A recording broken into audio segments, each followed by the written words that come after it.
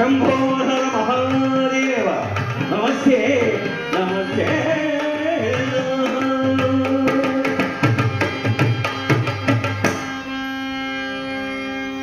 శారద చంద్రికా విమల చారుశరీర సమస్త జీవనాధార భుజగ్రహార వేద సంచార తమ్ము విదూర భక్త మందార ఆత్మజన వశంకర కింకర జన భయంకర పాహిమాం పాహిమాం పరమేశ్వర అని భక్తి పారవశ్యంతో ఆ యొక్క మృకండ మహర్షి తపస్సు. మృకండ మహర్షిని కరుణించడానికి మృకండ మహర్షి యొక్క ప్రార్థన ఆలకించి ఆ పరమేశ్వరుడు పార్వతీదేవితో సహా ప్రత్యక్షమయ్యాడు. సాష్టాంగ దండ ప్రణాములు ఆచరించాడు మృకండ మహర్షి. మరుద్వతీదేవి కూడా ఇద్దరు కూడా ఆ అన్నపూర్ణ విశ్వేశ్వరులకు పార్వతీ పరమేశ్వరులకు పాద నమస్కారం చేశారు. ఆయన మృకండ మీ అభిష్టం నెరవేర్చడానికి వచ్చారు, ఏం కావాలో కోరుకోనాయన అన్నాడు. అప్పుడు స్వామి నా అభిష్టం నీకు తెలియదా స్వామి, సంతానం కోరి వచ్చా తత్పుత్రుని ప్రసాదించదు స్వామి అన్నాడు. అప్పుడు పరమేశ్వరుడు అన్నాడు, నాయన మృకండ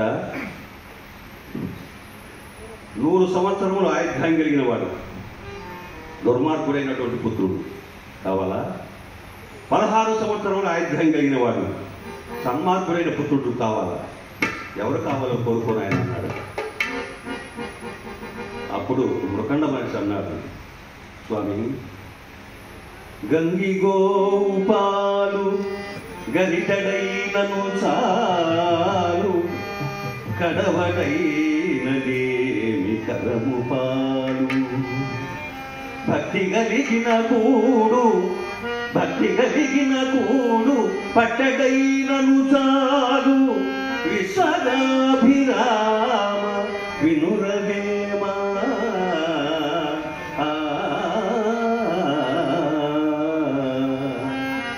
స్వామి గంగిగో పాలు స్వచ్ఛమైనటువంటి కామధేను పాలు గరిటైనా సార్, గంట పాలైనా సార్, కడవడైననేమి కరము పాలు.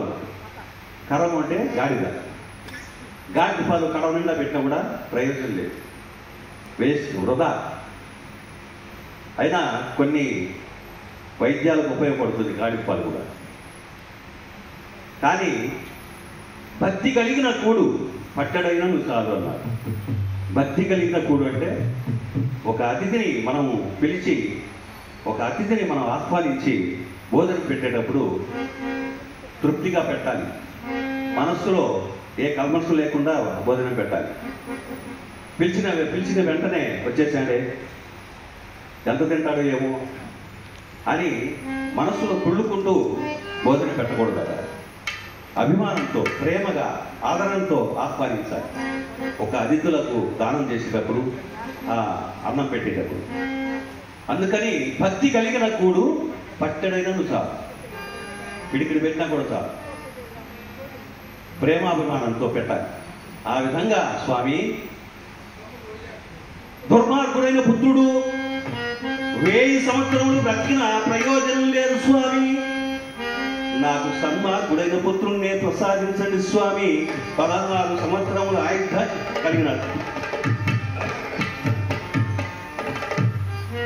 16 సంవత్సరముల ఆయుధ్యం కలిగినా పర్వాలేదు, ఆ సత్పుత్రుడైనటువంటి సన్మార్గంలో ఉన్నటువంటి వాడు సుగుణవంతుడైనటువంటి పుత్రుడే నాకు ప్రసాదించు స్వామి అన్నాడు.